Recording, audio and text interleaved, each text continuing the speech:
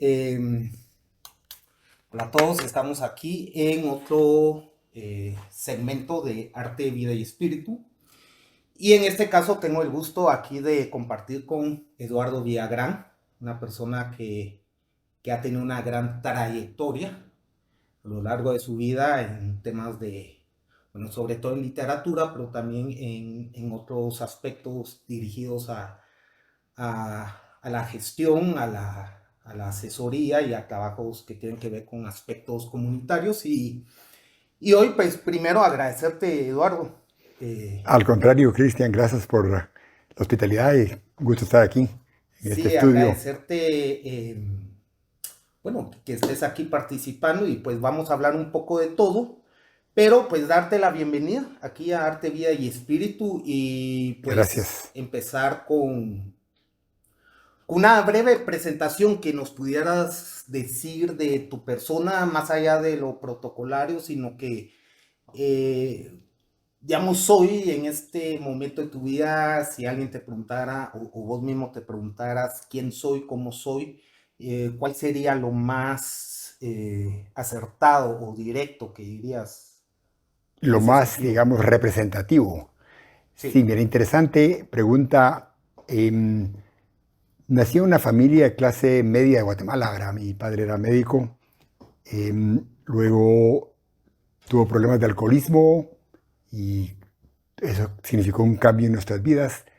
Entonces, una cosa interesante de mi experiencia es que me crié hasta los 8 años en las zonas, digamos, Villa Guadalupe, en las zonas residenciales, por no decir otra palabra, de Guatemala, ¿verdad?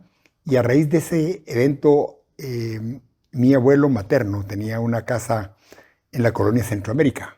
Ujú. Y entonces, cuando a mi padre no pudo seguir sosteniendo a la familia, entonces mi abuelo le dijo a mi madre que se fuera a esa casa. Ya. Ah, y tu abuelo materno. Materno, sí. Entonces nos fuimos para allá y fue un cambio de pasar de una zona residencial como la Vía Guadalupe, ahí por donde vive nuestra amiga Ujú. Lorena, ¿verdad? Sí, sí, sí. Como a Ajá. 2 cuadras, a un barrio tan populoso como la Centroamérica, ¿verdad? Ajá. Entonces, eso me dio como una perspectiva eh, amplia de la sociedad de Guatemala. Por un lado, entiendo, he convivido con la gente de esas zonas residenciales, así empezó mi vida, pero luego se desarrolló en una zona muy popular. Ujú. Entonces, esas dos cosas se combinan en una actitud más bien tolerante y objetiva. No, no puedo ser muy radical eh, contra, digamos, las clases pudientes de Guatemala, por ejemplo, porque conocí algunos ejemplares desde el principio De la y infancia. sí, sí, y no los puedo criticar. Bueno, luego eh, me gané una beca a Estados Unidos para estudiar en la universidad y saqué mi carrera en Estados Unidos.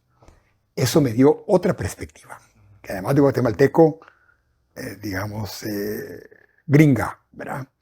Que ¿Qué luego estudiaste? estudié economía de recursos naturales, Ah, ya. sí. Y bueno, te decía, eso me dio de nuevo un conocimiento, en mi caso, eh, sesgado de los gringos, porque al haber convivido con estudiantes, profesores, intelectuales, me formé la idea de que eran mucho más democráticos de lo que están demostrando ser, ¿verdad? Ah, ya. Eso fue muy interesante descubrir, pero sí los conozco, los entiendo, incluso a los llamados rednecks gringos, he estado en sus casas, los conozco, eh, no comulgo con sus sentimientos, pero he comido sus comidas, sé quiénes son, ¿verdad? Ujú. Entonces, todo esto quizá me hace una persona muy ecléctica, con una visión que puede comprender diferentes aspectos de la humanidad. Luego también he vivido unos meses en Francia y eso me dio otra perspectiva, digamos, no gringa, pero sí occidental, y que vino a enfatizar esa visión amplia Ajá. de la humanidad, sin eh, perder ese cariño que uno siente, esa fuerza que tiene Guatemala en la vida de uno por sus características, ¿verdad? Luego, entonces, cuando volví a estudiar, eh, conseguí un trabajo de inmediato haciendo investigación ambiental sobre el uso de plaguicidas. Terminamos el estudio y luego yo sentí que había cumplido con mi familia y con la sociedad. Ajá. Entonces me pregunté a mí mismo, ¿y yo en realidad qué quiero hacer? Ya. Y se me apareció como un rótulo, escribir. ¿Y ya habías escrito antes? Fíjate vos que en la universidad tuve un profesor que fue mi asesor, que me hizo revisar mi tesis 10 veces y que le ponía mucho énfasis al estilo. También, por alguna razón, vos, fui el editor de un periódico estudiantil en la universidad. El presidente de la Asociación de Estudiantes Internacionales me dijo, vos sos el editor. Me dio algo, ¿verdad? que me gustaba lo conceptual y las letras, y entonces sí, tuve esa muy pequeña experiencia editando este periódico, escribiendo artículos y revisando los de los demás, ¿verdad? Ajá. Pero luego, al hacer la tesis, que fue tan riguroso el ejercicio, mi profesor enfatizaba no solo el contenido, sino que el estilo. Ajá. Entonces, principié por ver al escribir como algo que tenía un valor más allá de lo que vos decís, sino que el cómo, ¿verdad? Ajá. Y también leí mucho, o sea, en toda la época. ¿De niño, de joven? Sí, una cosa muy interesante, pues, mi madre era una gran lectora. Uh-huh. Entonces tenía en la casa toda clase de libros, novelas, ¿verdad? Uh-huh. Desde las clásicas como El Conde de Montecristo, El Manto Sagrado y todo, hasta otras como por ejemplo La Sangre Enemiga, Ajá. de un mexicano, que el nombre ahorita se me va a venir, Luis Pota, que era muy radical, ¿verdad? Uh-huh. Describía las clases medias, bajas y bajas mexicanas con una crudeza excepcional, ¿verdad? Entonces yo, el libro que encontraba en mi casa, lo leía, ¿verdad? Y eso me dio una formación, digamos, novelística más que literaria, porque mi madre no leía, digamos, literatura muy excepcional, no leía Joyce, por ejemplo, sino que novelas que a él le entretenían y le gustaban, ¿verdad? Sí, no tan profundas o intelectuales o... Sí, no tan clásicas en el sentido literario, ¿verdad? Ajá.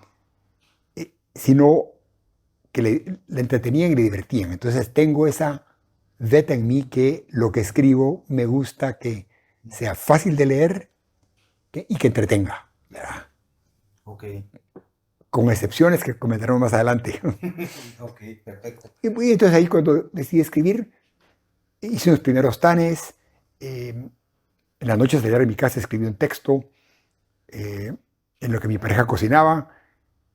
Y luego, unos par de años después, iba en camino de Guatemala a Matitlán, donde estábamos viviendo, pensando en escribir un cuento. Y en una de las curvas lo vi pasar el cuento delante de mis ojos, de fin a principio. ¿Entendiste toda la historia? Sí, de fin a principio, mano. Entonces llegué a mi casa y lo escribí de principio a fin y me di cuenta que la vida me había lanzado un reto que no podía soslayar, ¿verdad? Que tenía que escribir, ¿verdad? Y este proceso de empezar a escribir los primeros cuentos lo hiciste de una forma, digámoslo así, espontánea. Empírica, Digamos total. que tu referencia era todo lo que habías leído. Sí. Entonces ya tenías tus conexiones de tu lenguaje, de cómo lo ibas a expresar, ¿verdad? Sí, lo que había leído y al principio con mucho énfasis en el lenguaje natural guatemalteco. Es decir, lo menos rebuscado posible, lo más coloquial, ¿verdad? Luego uno se da cuenta que lo que llamamos lenguaje chapín, ¿verdad? Es en realidad urbano. Y es en realidad clase media y clase media baja. Ajá. En el interior es otra la historia, ¿verdad? En los pueblos es diferente. Entonces ya no digo el lenguaje chapín, sino que coloquial, ¿verdad? De ciertas comunidades. Sí, así es. Pero sí, eso fue una de las características o una de las motivaciones que tuve al escribir, mantener una cercanía al lenguaje coloquial, natural, no rebuscado. ¿Y cuál fue ese cuento? Ese primer cuento. Se llama Esferas. Esferas. Ajá. Son 2 páginas y media. Trata de un pintor. Ah. ¿Sí? De un pintor que cuando le comienza a ir bien, cuando le va bien, se fija más en lo que estábamos hablando, en los cócteles y en las exposiciones y en su imagen, y pierde la inspiración. ¿Verdad? Qué interesante. Sí. Y fue, como te digo, lo vi pasar ante mis ojos, no lo pensé, sino que se me vino y lo escribí. ¿Verdad? Y luego, este cuento Esfera fue publicado en, parece que La Hora, gracias a Charlie García Escobar, que fue el que lo promovió ahí. Y luego salió en un par de partes más. ¿Y qué año fue eso? O sea, este momento, ¿verdad? No tanto el cuento, sino ese momento donde ya como que tomás... 79. 79, Sí. sí, pues. Aún así, siempre seguiste con el tema digamos, Mira, de interesante. cuestiones de trabajo, asesorías. Sí, siempre cuando uno tiene la oportunidad de vivir fuera de Guatemala, uno se enamora aún más de su país, a menos que ocurra lo opuesto. Y entonces uno dice, cuando regrese voy a ayudar a mi país, ¿verdad? Voy a hacer todo lo posible porque salga adelante, ¿verdad? Sin definir muy bien qué es salir adelante, ¿verdad? Porque también eso es un gran bemol. Pero entonces sí, al principio en estos estudios ambientales y luego para tener más tiempo para escribir, renuncié a mi trabajo y me dediqué a consultorías por mi cuenta. Según yo, para tener más tiempo. Ajá. Pero fue lo opuesto. Porque encima de tener que promover tu trabajo, tienes que hacer el trabajo y después tienes que cobrarlo. Era otra historia. Entonces fue una experiencia muy interesante que tuve que aprender. Yo que era muy, no tímido, pero sí en mi mundo, aprender a salir de mí para poder promover nuestros servicios y tener consultoría. Esta era la época que pues yo tuve el gusto que luego lo platicamos una vez, de que coincidimos de alguna forma en la vida, aunque no nos conocíamos ni nada, pero era cuando trabajabas en todo este tema eléctrico. Sí. ¿Estás hablando de esa época? Un poquito después, eso vino un poquito después. Ya. Sí. En esto de la consultoría... pero ahí ya escribías, obviamente. Sí. Ahí ya estaba. Sí, ya estaba escribiendo, pero poco. Excepto ya por ahí, por el 84, sí me dediqué a escribir con mucho más dedicación. Y en el 85 dije, bueno, basta consultorías, me dedico a escribir 100%, aunque me muera de hambre, ¿verdad vos? Me desperté con... ¿Qué fecha, perdón? Eso fue en el 85. 85. Me desperté con esa idea en la cabeza, decidido, abrí la prensa y me encontré con una carta de Julio Fausto Aguilera. Ajá. Carta a los lectores. Ya. Julio Fausto Aguilera fue el que escribió Mi patria es una casa y todos somos como hermanos. Era un poema muy, muy sentido. Y en esa carta él se dirigía al público porque se estaba muriendo de hambre. ¿Verdad? No tengo nada que comer, por favor, que me pueda ayudar. Entonces dije, pues chica, si el que considera la casa como su patria y su patria como su casa está en esas, ¿con qué cara yo, que tengo una maestría en recursos naturales, me voy a poner a competir con colegas que no tienen una formación por venderle articulitos a la prensa por 100 pesos, ¿verdad? Entonces dije, no, le voy a hacer ganas unos 10 años, voy a hacer una base financiera y de ahí así me dedico a escribir de lleno, ¿verdad? Y no fue una decisión fácil, pero me pareció... Igual siempre escribías y estabas de alguna forma conectado. Sí. Y de esa época sale esta primera novela, El Camino Andamos. Ajá. Que es una colección de cuentos entrelazados, lo que le llaman una novela episódica, porque giran en torno a un pensamiento común, pero viene alguien, Einar Menéndez, por ejemplo, y me dice, es una colección de cuentos entrelazados. Está bien, no importa, a cualquiera de las dos formas nace en esa época. Y entonces sí, seguí escribiendo y publicando esta primera novela, mientras hacía consultorías y hacía negocios. Ajá. Por ejemplo, en el 1985, al ver que Guatemala estaba en una etapa económica tan difícil, me puse a ver los estudios que había hecho, Ujú. que no se habían realizado, escogí uno y puse una fábrica de nuez de macadamia. Ah, Y durante 5 años exportamos macadamia a los Estados Unidos y de eso vivimos. porque en tus estudios tenías La base, la base de que era un producto que tenía potencial. interesante, sí. Habían varios, me gustó ese. Y eh, escogí una empresa en la guía telefónica de Nueva York, llamé, les ofrecí el producto y se los mandamos. De una vez. Sí. Y luego costó que pagaran un poco, porque yo tenía un amigo que vivía allá y nos dio una mano con la cobranza y de ahí a... Pero para decirte que entonces mi primer negocio, luego de haber tomado la decisión de hacer una base financiera, fue poner esta fábrica de nuez de macadamia, ¿verdad? Ujú. Y de ahí un colega me contrató para que hiciera consultorías para Shellac, Shellac, que es la fábrica de lácteos de en lácteos. Shela. Y estando en esa me dijo, me convenció de que le agregáramos a la fábrica macadamia una distribuidora de lácteos en Guatemala. Entonces durante 3 años fui lechero. Ajá. ¿Verdad?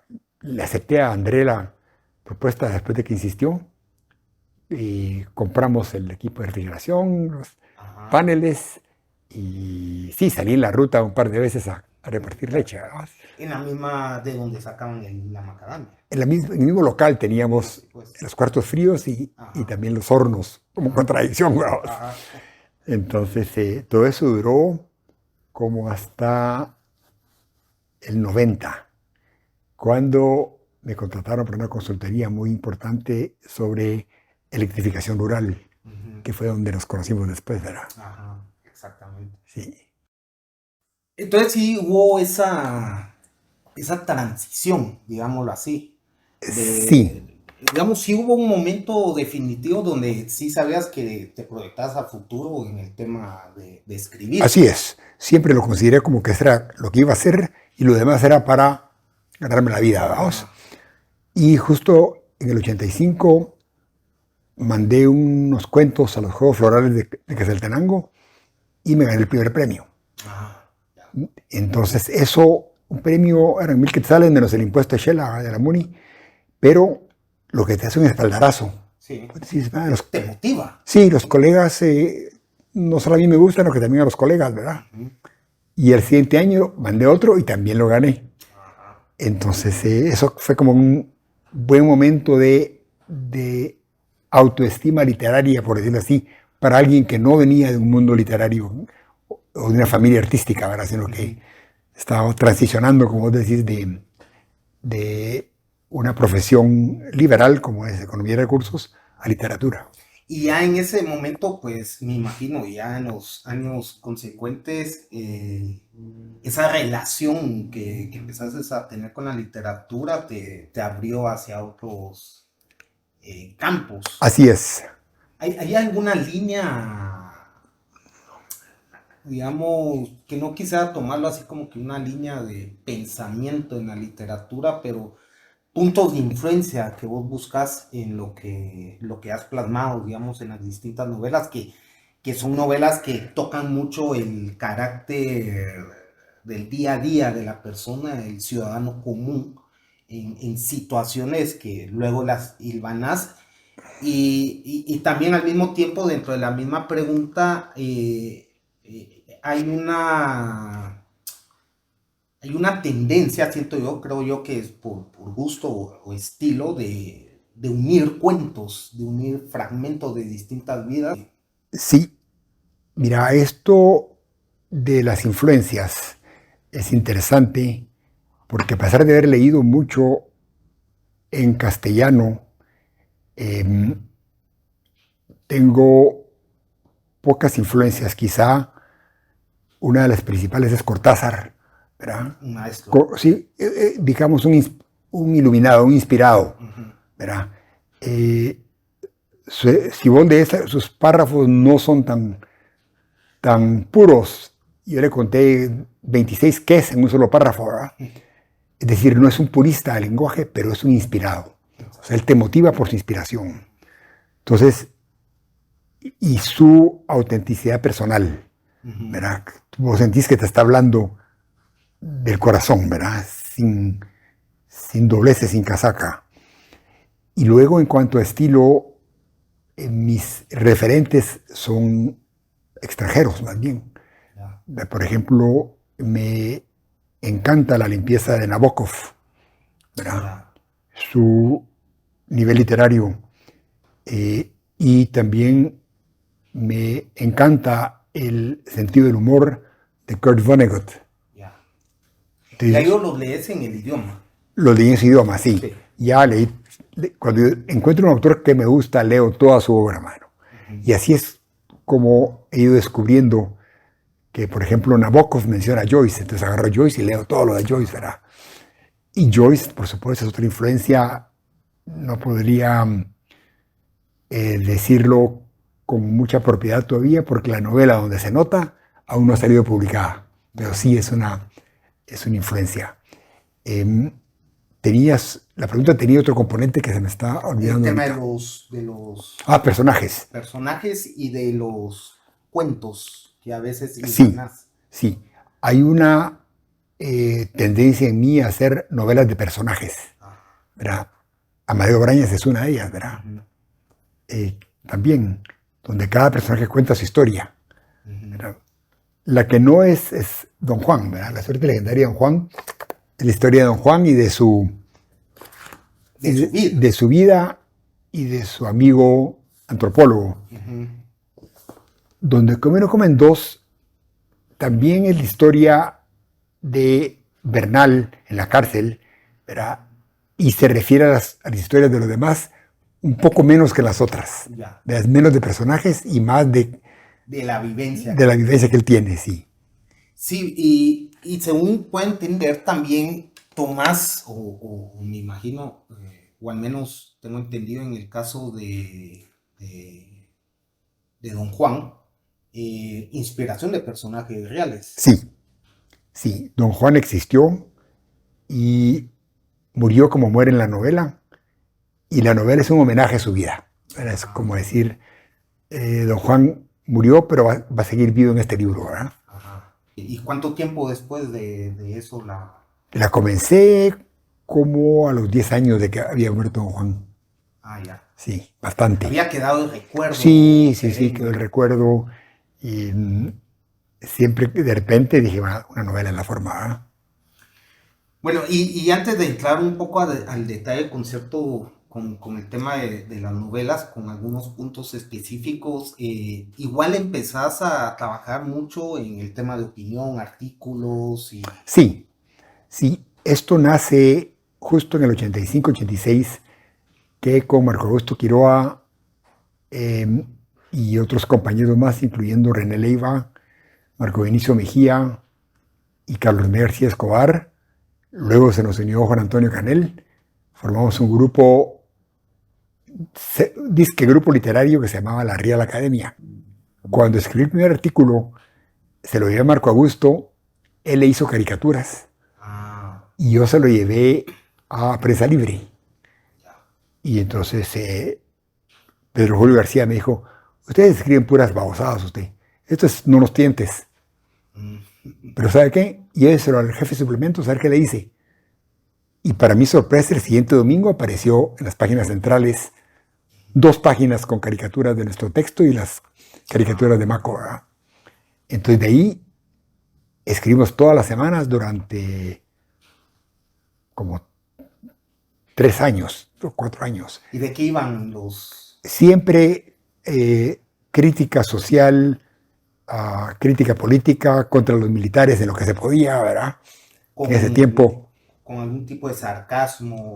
Todo con humor, porque descubrimos que si uno dice las cosas con humor, no te mandan a Sí, ahí estaba hacer algo crítica la difícil. cosa, sí. Sí, era un tiempo que era muy duro, incluso yo ahora tengo amigas y amigos de las siguientes generaciones y me asombraba su atrevimiento.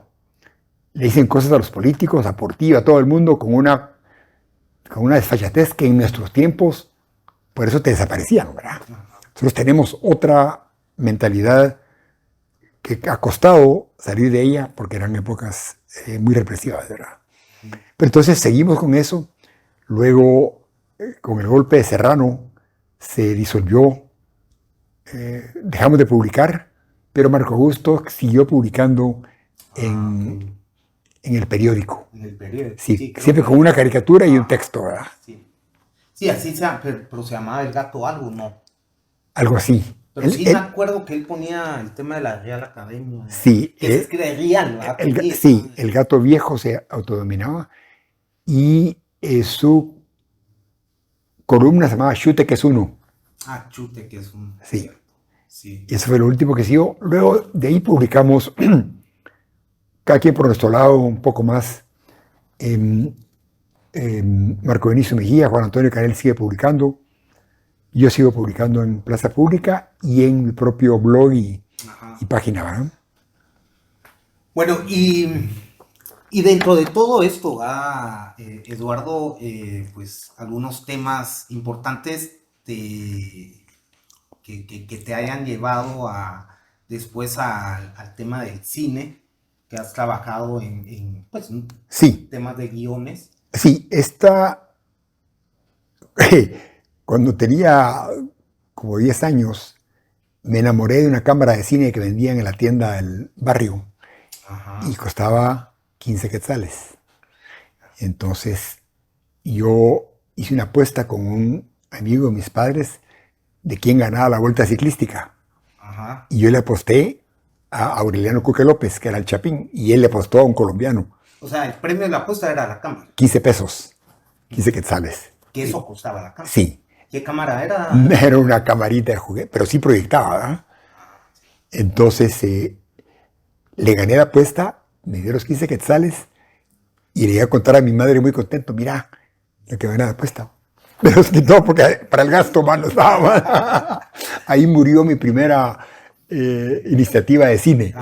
Pero luego me hice amigo de la gente de Casa Comal. Por razones sociales, ¿verdad? Michel Peraza era un cantautor que vive ahora en Estados Unidos. Por él conocí a Elías Jiménez y a Rafa Rosal. Y entonces nos acercamos mucho por afinidades culturales, artísticas, y hasta la fecha son amigos, ¿verdad? Escribí un par de guiones y me di cuenta de que la literatura y el guión son dos géneros distintos, ¿verdad? Increíble. En el guión tenés que ir al punto, no se vale embellecer, y en la estructura del guión tenés que darle al espectador sorpresas visuales. O giros. Sí, cosas que lo mantengan interesado, ¿verdad? Entonces, típico es que escribís un guión y lo de un guionista profesional y a los 10 minutos mete un crimen. Que maten a alguien porque eso impacta, ¿verdad? O algún trauma o algún recuerdo traumático. Estoy exagerando, pero en literatura uno no hace eso.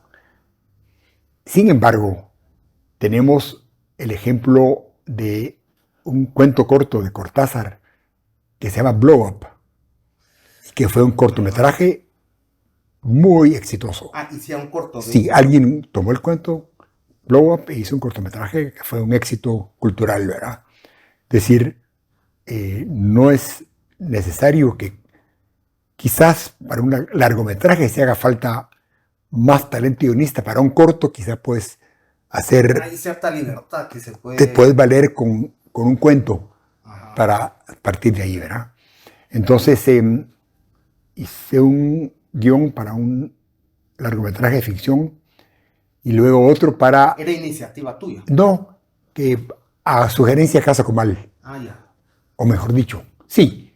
Yo les llevé la historia y ellos me dijeron, hacelo vos, ¿verdad? y te ayudamos. Ujú.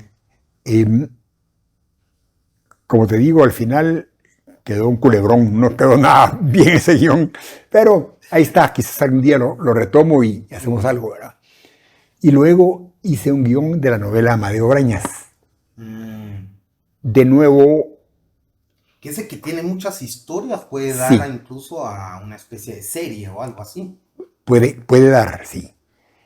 Cuando lo leyó Daniela Zagone en primera versión, me dijo, Eduardo, esta es una película.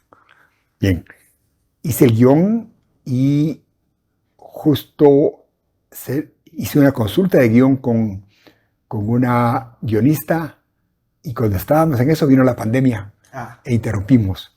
Entonces ahora lo voy a retomar en su momento en una capacidad más libre con lo que he aprendido y con otro productor, director, ¿verdad? Con Chofo Espinosa, con quien hemos ok. hablado de eso. Esta de Amadeo, sí. Pues, me gusta la mano de Chofo, es muy suelto, muy libre, muy guatemalteco. Entonces hemos hablado de hacer la película. En cuanto salga la que tengo ahora, la novela que estoy trabajando, le entro a ese guión Ujú. siguiendo los consejos de Chofo. No, la historia ya está ahí, solo es cosa de dejarla fluir, ¿verdad? ¿Y has apoyado en guiones de otros? Sí, he revisado, por ejemplo, argumentos y guiones. Justo ahora tuve la oportunidad de revisar el argumento de un largometraje que se llama Sueños de Primavera. Ah, sí, bueno, sí, de eso te iba a preguntar, pero si querés, Sí, contás eso y nos hablas un poco de esa que se acaba de estrenar. se va a estrenar Se va a en estrenar. diciembre. Ah, ok, Sí, perfecto. entonces, pero en cuanto a guiones, sí me llama la atención, no porque tenga la facultad y capacidad de hacerlo, sino porque es un reto.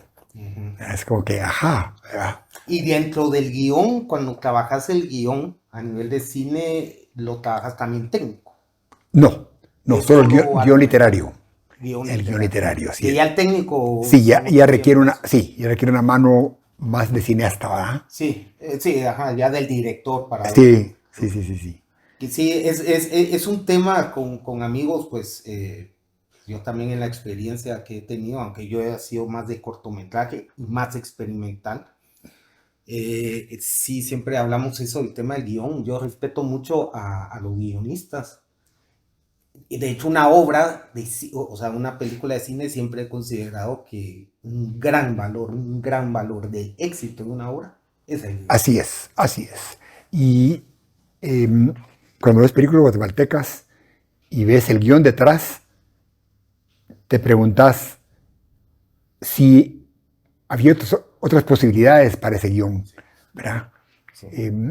Pero claro, es fácil criticar desde la silla, ¿vamos? Sí, sí, ya, está bien, siento yo, que se haga pues un análisis desde la perspectiva. Me pasa a mí mucho en el cine, sobre todo, porque precisamente yo hice en su momento teatro, entonces escribí para teatro en su momento y tengo un par de, de, de- de obras de teatro. No tiene nada que ver con el guión de cine, obviamente, pero siempre tengo esa Tiene idea. algo, tiene algo, Sí, sí tiene algo, tiene algo. pero digamos, hay ciertos elementos en el cine que yo le digo a colegas que siempre respeto eso. Uno puede hacer esa crítica, pero no una crítica así machetera, sino diciendo, bueno, se podría, como vos decís, dirigir a otras Adaptar. cosas, Ujú. pero creo yo que quienes se dedican en Guatemala a guiones, conozco algunos, como Humberto Mazariegos, amigo y con él hemos hablado del tema. Sí pienso yo que hay que darle más escuela, más educación en Guatemala, o sea, potencializar, Sí, así como hay grandes directores de cámara, ya hay grandes directores y hay mucha técnica ya en cine en Guatemala, en producción sobre todo. El guión es algo que debiera reforzarse más, no porque esté mal, pero para llegar a mayores sí. alcances. Mira, ocurre algo parecido a lo que ocurre con la arquitectura y la ingeniería, Ujú. ¿verdad? El arquitecto puede diseñar, pero al final diseñan más los ingenieros que los arquitectos. Y los arquitectos los encontrás en ocupaciones en planificación y en otros rollos, porque el negocio es vender la casa. Entonces el ingeniero tiene los medios para hacerlo, Ujú. y entonces los diseños de las casas son ingenieriles, ¿verdad? Ajá. Y no existe aún una separación. Yo conozco excelentes arquitectos, pero ninguno, muy pocos pueden vivir solo la arquitectura, Ujú. hacer el diseño y Sí. entregarlo a un ingeniero y que se encargue del resto. Guionista es igual. El productor, director es el dueño de la película. Ujú. Entonces, quizá contrate un guionista o él hace el guión, pero su última palabra es la que Ajá, la que manda. No manda. existe un mercado, te voy a decir, que alguien hace el guión y el productor, director lo toma y lo realiza, ¿verdad? Exacto.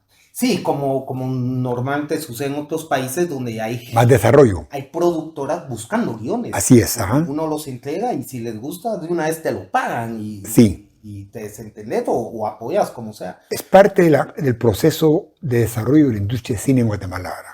Y hablando de la industria del cine, ¿verdad? Que ese es un tema amplísimo, ¿verdad? Pero algo que quisieras opinar, ¿cómo consideras que creo yo que hemos visto grandes cambios en la evolución del cine en Guatemala en muchos aspectos, retomando de aquí a lo que se hacía en cine hace 30 años, casi era nulo, y cuando alguien sacaba un largometraje era así la sensación del mundo. ¿Cómo ves ahorita el panorama del cine Mira, ha en habido cine en general? Guatemala desde hace muchos años. Eh, Podría decir que la etapa más reciente del cine arranca con Luis Argueta y El silencio de Neto, Exacto. Sí, que fue, me acuerdo de ese ¿verdad? Que fue momento. un largometraje, es un largometraje eh, simpático, interesante, con contenido literario incluso. Y luego, después de Silencio Neto, viene Casa Comal, Ujú. con La Casa de Enfrente y sus 5 o 6 películas más, que, y sobre todo su formación de actores, actrices, su escuela de cine. Exacto, sí. Eso empieza a generar ya empieza a ampliar el panorama. Así es, y sin embargo, en paralelo surgen eh, productores, directores como Chofe Espinosa, ¿verdad? Ujú, Como Sergio Ramírez, ujú. ¿verdad? Como Axel de Tony, Sí, ¿verdad? Que tienen su propio enfoque y su propia línea de trabajo, eh, pero todo esto se ve potenciado porque Guatemala, después de Silencio Neto, después de Casa Comal, ya el cine se vio como una actividad de amplio alcance. ajá. Es decir, se volvió más popular hacer Ujú. cine que lo que era antes, ¿verdad? Se metieron bastante, ¿verdad? Y seguramente ayudó también un poco la tecnología, que en ese Sí, momento ya tenía uno más acceso a cámaras o a y a equipo grabar con el celular, ¿verdad? a grabar. Ah, sí, ahí Sí, ya empezó a cambiar el tema. sí. Sí, fíjate que es, digamos, yo empecé esa parte también con cortos, pero también veía eso como una novedad en esa época, cuando abre Casa Comal y era una cosa así, como es una película hecha por Guatemala y todo, porque también tenemos esa, ese adiestramiento, al menos yo, pues así, así crecimos, ¿verdad? Yo soy de los 70, de la generación 70. Entonces todo venía de Estados Unidos y Oh, todo el México, ¿verdad? parámetro de México, incluso lo que a veces venía de Europa se veía así como que Especial, ¿verdad? En especial la alianza. ajá, y raras, películas raras, Ujú. ¿verdad? Y todo era ese concepto tan que venía aquí a Guatemala, que era el más comercial, ni siquiera un cine de culto, un cine experimental, no que ibas a ver a Tarkovsky o una cosa así, jamás, o los 10 mandamientos, no. Y de repente empieza a hacerse acá y era me acuerdo muchas cosas que se hablaban, pero hoy en día veo yo muchas cosas que creo que son muy positivas. Y ahí quería entrar un tema si estás, pero sirve, ¿verdad? Para tocar el tema del cine y con eso cerramos, de lo importante que en su momento, y no sé cómo va ese tema, he tenido ideas eventualmente de una ley de cine, que eso es un tema que a nivel gubernamental e institucional genera un freno para también el acceso a la inversión de otros países para producciones en Guatemala o las coproducciones. Bueno, se está trabajando una ley de cine ahora en el Congreso. Ya. Está en el Congreso, creo que hay una diputada, eh, creo que es Palala, la que está moviéndolo, no estoy seguro. Pero sí, pero también es como la ley de aguas, ¿verdad? Que tiene años de estar sonando y no hay modo que la tengamos disponible. Quizá la ley de cine salga antes para que llegue la ley de aguas. Aún así vos, todas las leyes pueden ayudar y son buenas y sin embargo no reemplazan la iniciativa personal del cineasta. Bueno, continuando un poco, Eduardo, hablábamos del cine, de algunos temas del cine, pero precisamente ahorita estuviste colaborando con una película que está por estrenarse, que es Sueños de Primavera. Sí. Contanos un poco de eso, en qué estuviste involucrado, cómo fue y de qué va ¿Cómo no? Sí. la película. El productor ejecutivo de esta película desarrolló 5 colegios en Guatemala que se llaman Liceo Canadiense. Ya. Su nombre es Rafael Arriaga y él se metió por lo tanto mucho a la educación y fue presidente de Asociación de Educadores, no sé, creo cómo se llama el grupo, pero ha sido una presencia en educación durante muchos años. Me habló para que revisara el argumento de esta película cuando recién se lo entregaron a él la primera vez. Entonces trabajamos unos 6 meses en versiones del argumento, revisiones, hasta que quedó en un estado bastante aceptable y se le mandó este argumento, la productora se le mandó a un guionista chileno que desarrolló el guión y cuando lo leí me dije, sí, este es, ¿verdad? No le hice algunas sugerencias todavía el guión. Era el guión literario. El guión literario, sí.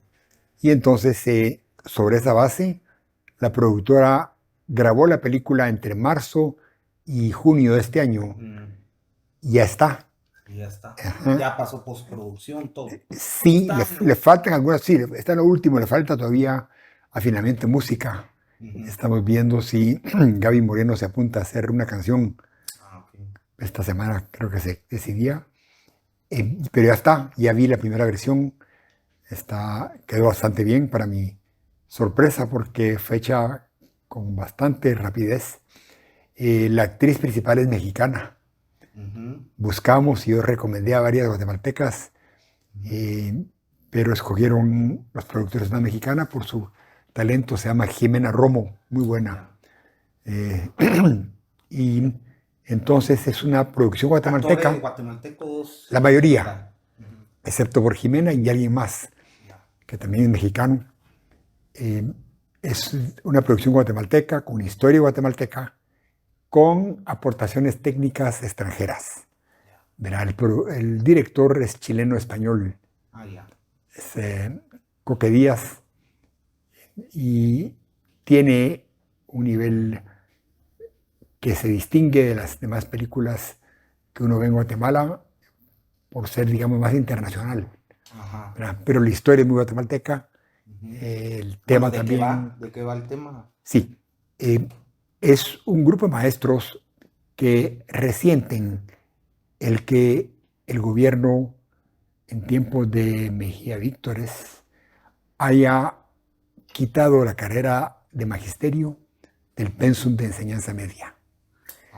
Entonces, lo que es, y lo pasaron a la universidad con la idea o con el pretexto, como lo querrás ver, de profesionalizarla y darle mayor nivel. Pero el resultado fue que nadie se está metiendo a estudiar esa carrera porque no van a estudiar 3 años de bachillerato especializado en educación, más 2 años de universidad o 4 según lo que escojan, para irse a ganar 4,000 quetzales, 4,200 a una escuelita rural, ¿verdad? Cosa que los maestros de graduados de enseñanza media sí hacían, ¿verdad? un maestro que salía prevocacional y luego 3 de magisterio, salía graduado de maestro y se iba a dar clases a una aldea.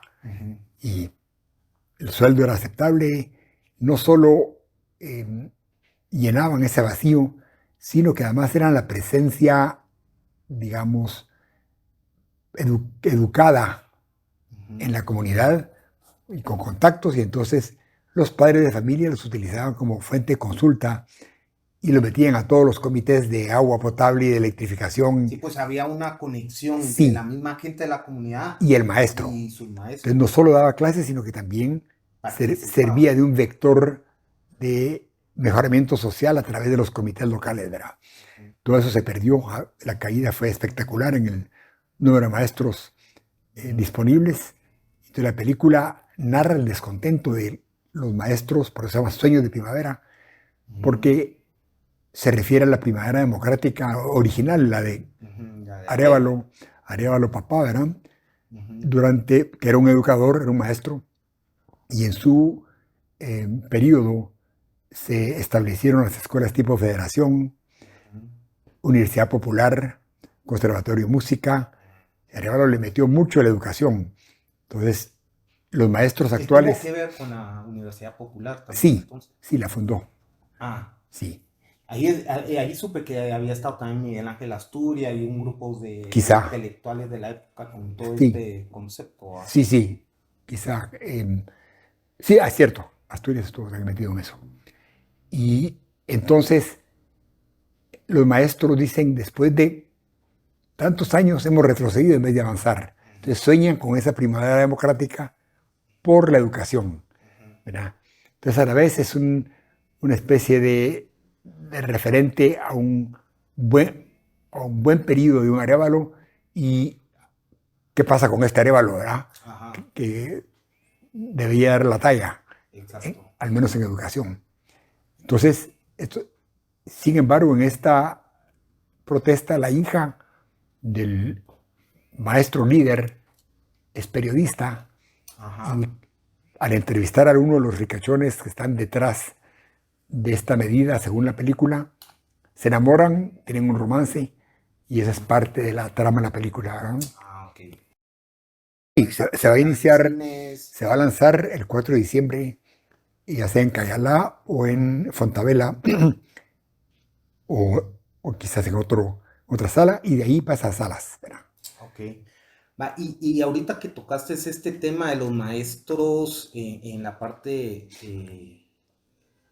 de cómo funcionaba antes la educación y que participaban en la comunidad, viene un poco al caso para ir cerrando estos temas en general que tienen que ver mucho en lo que has estado involucrado o has participado o participas activamente. Y vi en uno de los artículos este tema de una reunión que tuviste con unas comunidades mayas.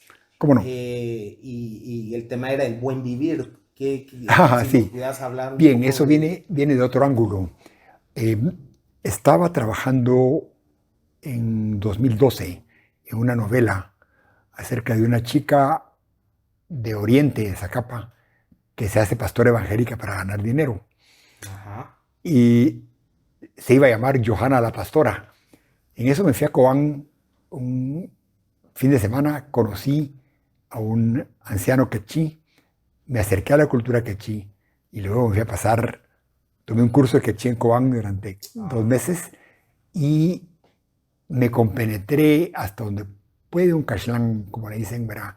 Entender la cultura quechí y las culturas indígenas de Guatemala, y vi diferencias radicales entre el pensamiento, digamos, indígena y el ladino, criollo, occidentalizado, ¿verdad? Entonces, eso me llevó a acercarme al movimiento indígena porque me di cuenta que tienen un pensamiento que es un reservorio cultural para la humanidad y que no se debe perder. ¿Verdad? Por dicho, nada en la humanidad se debe perder, que es un valor, y este es uno de ellos, ¿verdad? Entonces, por ejemplo, el sentido comunitario, ¿verdad? El concepto de identidad para un indígena no es solo la persona, incluye la familia, la comunidad y el medio ambiente, el río, como me Sí, dijo, todos los recursos naturales. sí, como me dijo un canjobal, si nos, si nos meten maquinaria a un cerro, es como que nos estuvieran cortando los pies. Lo sentimos personal, lo sentimos como algo Ujú. quizás un poquito poético y exagerado un poco, ¿verdad? Ajá. Pero por ahí va No, la no, pero cosa. muy, muy, muy, con mucho sentido. Sí, por ahí va la cosa, ¿verdad? Entonces pensé que era súper importante valorizar ese pensamiento y entonces introduje en la novela un personaje quechí Ujú. y ya se volvió otra cosa, ¿verdad? Ahora se llama Dos Corazones en lugar de Johanna Ajá. y narra la amistad entre estos dos fulanos. Ujú. Eh, Tanto la que va a ser pastora como sí, la... la ladina zacapaneca con el quechí, ¿verdad? Ajá. Hay cierto rollito entre ellos también, ¿verdad? No, Ajá. no es lo esencial en la película, en la novela, pero de ahí viene mi acercamiento a lo indígena. Y de ahí ya pues me acerqué a todo el movimiento, simpatizo con Codeca, Ajá. fui integrante, fui afiliado del MLP cuando existió Ujú. y sentí mucho su desaparición y decir, estoy convencido de que el movimiento indígena tiene mucho que aportar a Guatemala. Ok. Y de ahí va esta reunión que Ah, tiene. entonces hemos seguido, sí, porque si se lanza un movimiento indígena sin una claridad de propuesta, corre el riesgo de perderse en el camino.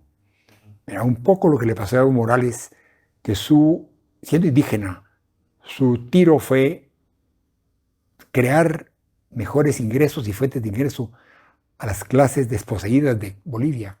Ujú. Y aunque es plurinacional el país, no se enfatizó lo suficiente la diferente forma de vida de los Ujú. indígenas bolivianos. Entonces queremos hablar de un buen vivir no sudamericano, sino que del punto de vista guatemalteco. Y para eso hicimos un encuentro en Saramá con un anciano quechí, otro pocomchí y otro chortí.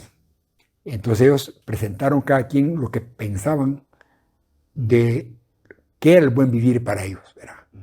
Y eso lo tenemos resumido en una presentación y con la idea de hacerlo en todo el país, ¿verdad? Porque cada Ajá. comunidad va a tener una diferente Esto se va a visión. recopilar para que se pueda distribuir de alguna forma. Sí, yo lo publiqué ya en uno de mis, en un blog y en Plaza Pública también, pero no es suficiente, queremos hacer más encuentros Ujú. porque el concepto es particularizado, ¿verdad? En cada comunidad es diferente. Ujú. Entonces queremos hacer este compuesto y que el día que algún movimiento indígena lance una propuesta política, como lo hizo Codeca con el MLP, que tenga una base para decir, y somos diferentes por esto, Ujú. ¿verdad? Porque nuestro plan incluye esta diferente forma de vivir, que no es solo más dinero, no es solo material, ¿verdad? Exacto. Mm. No, y entender que, bueno, o solventar, ¿verdad? Que esa polarización que existe al día de hoy entre esos dos segmentos, ¿verdad? Entre todos, ¿sabes vos que he descubierto que me di cuenta de que en Guatemala hay 22 pueblos de ascendencia maya? Cada uno es una nación, ¿verdad?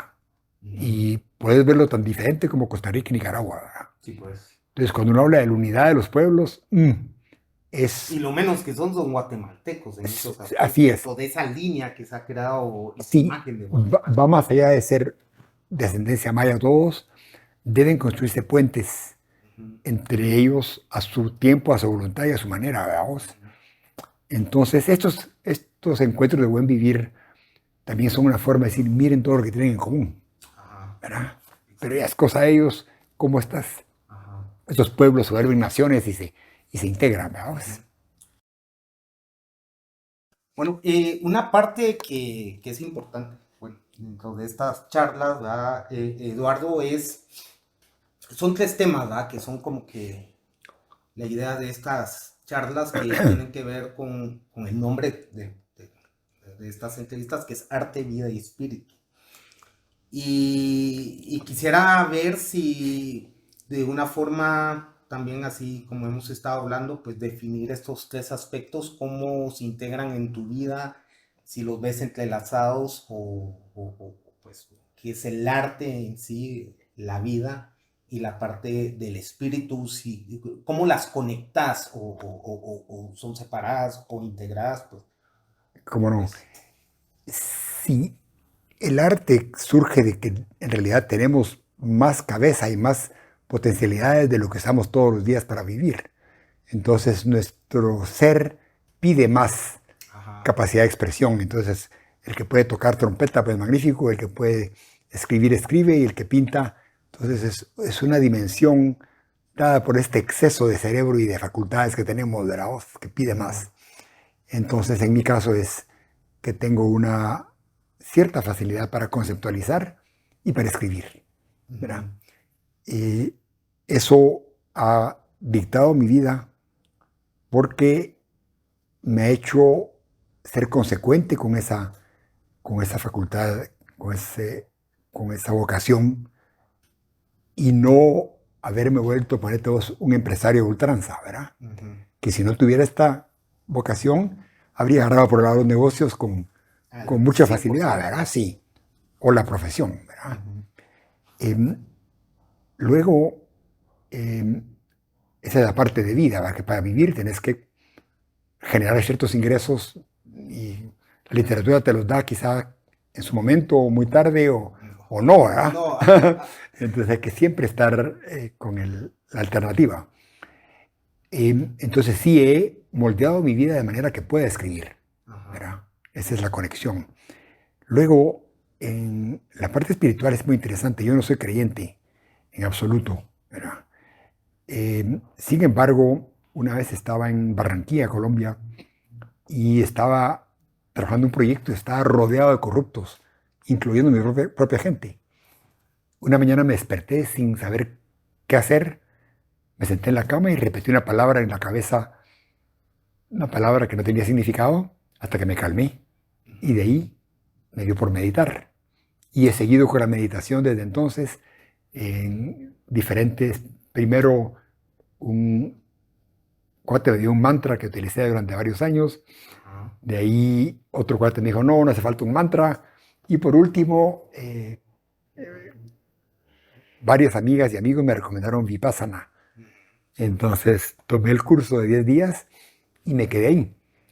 Entonces practico la meditación y me doy cuenta que practicarla te proporciona un nuevo referente de ser y de personalidad, que es un referente a la vez consciente y ecuánime. Ujú, Y a ese he dado por llamarle espíritu, ok. ¿verdad? A ese referente que me ha surgido de la práctica de la meditación, que es consciente de todo y ecuánime de lo que pase, Ujú, ¿verdad? ok, sí, no, y es interesante cómo, pues, estas tres elementos que dijiste, porque si bien en el camino nos habíamos cruzado en la parte de trabajo, nos terminamos de conocer al Vipassana. Sí, Indirectamente, pero al sí. final yo pues Ambos también, teníamos amigos de Vipassana ajá, y en ahí fue común. donde ¿Ah? empezamos a convergir y Sí, todo, y también para mí el Vipassana, siempre lo he hablado en toda mi búsqueda espiritual, fue un punto de inflexión, total, ¿verdad?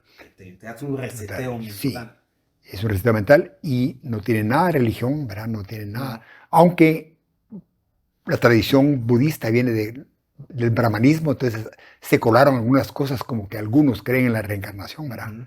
Pero no es parte de la práctica, no es Sí, es necesaria. una práctica Fue una puramente pura práctica, técnica, si lo sí, podemos ver que te así. limpia la mente en la mañana y en la tarde, Ajá. ¿verdad? No, y te Entonces, daba a mí, pues me ayudó mucho a entender todos los procesos de respiración, por ejemplo, y de conexión con el presente, que es un punto muy importante que se sí, nos olvida, sí, ¿verdad? eso es muy importante Estamos en la siempre práctica. divergiendo en la divergencia del pasado y del futuro. La gente está siempre corriendo hacia el futuro, o algunos atrapados en el Sí, presente.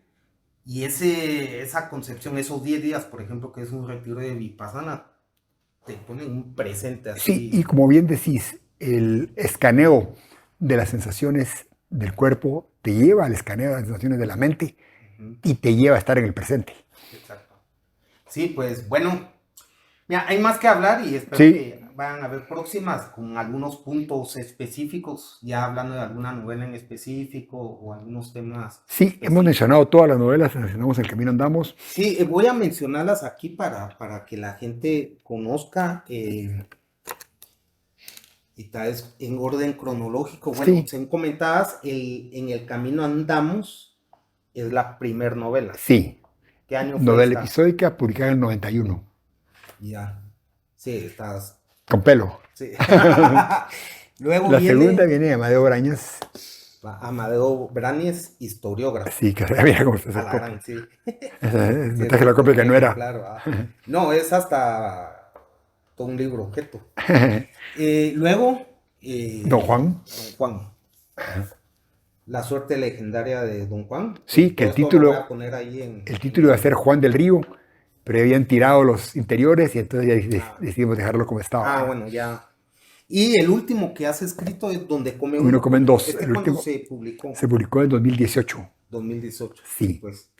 ¿Y qué viene? Y luego tengo dos más. Esta que te decía, que se llama Dos Corazones, que empezó como Johanna la Pastora, que es este encuentro entre el pensamiento, creo yo, ladino occidental y el pensamiento maya, Ajá. a través de dos personajes, ¿verdad?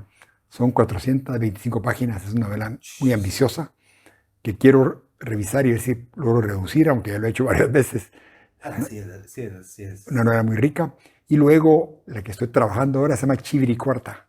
Chiviricuarta. Sí, que tiene la característica de que incluye lo que llamo un flujo de conciencia tropicalizado. Uh-huh. Y aquí me refiero a Joyce de vuelta, ¿verdad? Vos lees Ulises y lees las últimas 45 páginas y es el flujo de conciencia poético de la protagonista, ¿verdad? Entonces yo lo leí y dije, madre, qué lindo. Pero yo no lo pienso así. Yo pienso mucho más tropezado, mucho más errático.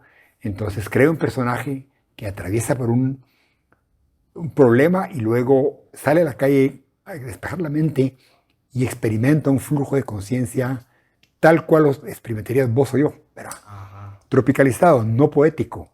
Exacto, ni sofisticado. Ni sofisticado, o sea, Joyce es reverenciado por todos los escritores. Entonces mi pretensión aquí es hacer un flujo de conciencia que sea más cercano a nosotros, ¿verdad? Entonces se construyó toda una novela alrededor de eso, con personajes y todo, y al final lleva más allá del rollo del flujo de conciencia, lleva la poesía porque la contiene, y lleva la espiritualidad porque también el protagonista sigue ese camino, ¿verdad? Ajá. Entonces, esa novela está a 6 páginas de ser terminada, sí, son 200 páginas, pero pasa como la fusión fría nuclear. 6 páginas que se vuelven eternas, ¿verdad? Y hace 30 años... el final adecuado.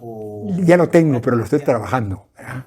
Trabajando de manera que quede bonito, divertido y que cumpla su función, ¿verdad? Es más fácil que salga primero Chiviri o... Va a ser primero Chiviri... No, va a ser Chiviri Cuarta primero porque soy obstinado, ¿verdad? Como todo escritor.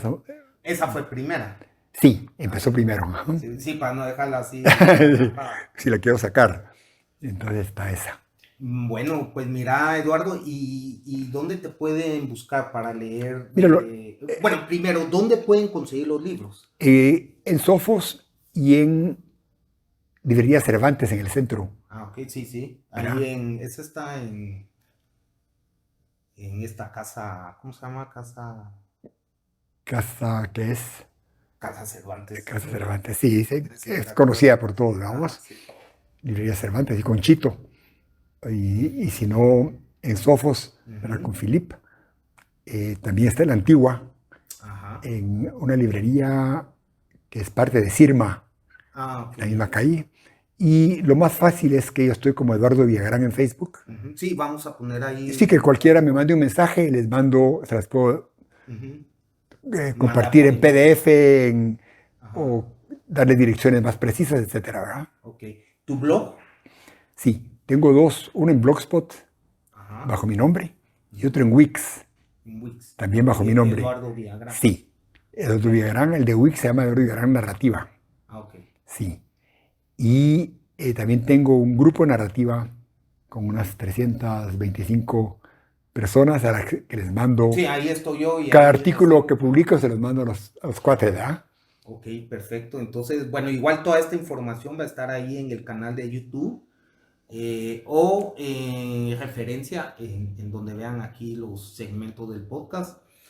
Y bueno, un último mensaje a la gente que está, pues, ya sea en la literatura, en el arte o algo, sobre, pues, que puedas decir dentro de la Sí, trayectoria que tenés, algún mensaje. sí, sí, que leer es un placer, es un gusto, es una instrucción también, no es una obligación. eh, que yo descubrí a mis autores favoritos uno tras otro, Ujú, leyendo uno me llevaba al otro, ujú. y me gustaría que cada quien siga un camino parecido, que lea lo que le llama la atención, lo que le guste, No lo que dicen que hay que leer no lo que para dicen que hacer. creer. Sí, Y es cierto que ahora se lee cada vez menos, pero aún queda público lector, ¿verdad? sí, Entonces, que lo que lean en un lado los lleve a encontrar lo que les gusta para leer en otro lado, ¿verdad? ok. Y no dejarse llevar por premios ni por... Sí, que pasa mucho, ¿verdad? La gente está más Sí, preocupada en, leer lo correcto ajá, que leer lo leer. que le gusta, ¿verdad? Ajá. Em, Eso, en esencia, es que el gusto de la lectura es personal y no dejarse influenciar por mandamientos sobre la lectura. Ok, perfecto. Bueno, Eduardo, te agradezco. ¿A Espero vos? que esto siga, pues que esta charla siga. Ok. Como te digo, me gustaría ya luego hablar Gracias también a todos específicamente con algún. los que nos escuchan y nos han tenido la paciencia. Sí, no, a todos. Esto es Arte Vía Espíritu. Esperamos tener más entrevistas con más gente del medio. Compartan. Y bueno, ahí estaremos en las próximas publicaciones. Muchas Ha gracias, sido un Eduardo. gusto, ha sido un verdadero Y gusto. estaremos viéndonos De de nuevo. nuevo.